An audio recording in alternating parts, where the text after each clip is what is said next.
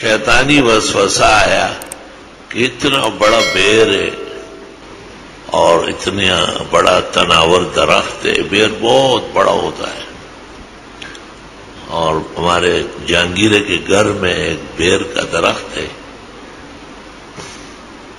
محمد انور شاہ کے نانا 95 سال کی عمر میں مرے، مولوی محمد غلام سے مرحوم۔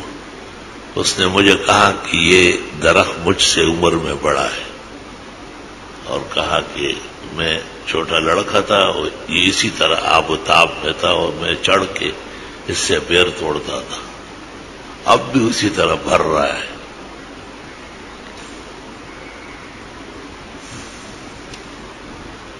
اللہ اکبر کبیرہ۔ بیری کا درخت نہایت پسندیدہ ہے۔ بعض روایات میں ہے کہ بیری کے درخت بغیر ضرورت کے نہ کاٹو ورنہ تمہاری نسل کٹ جائے گی۔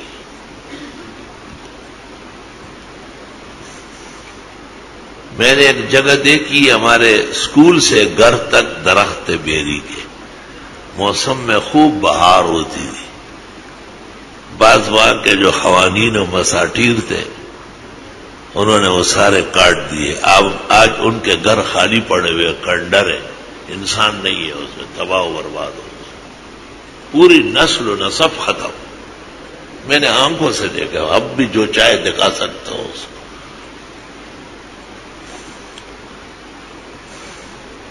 اور ہماری جو افسر المدارس ہے اور والد صاحب کے نام پر جامع مسجد محمد عاقل ہے اور بھینسیں اور گائے ہے، یہاں بھی شروع میں جہانگیرے سے ایک شخص آیا تھا اور وہ 100 بیر کا بیج لایا اور اس میں جہاں ڈالا وہ نکل آئے۔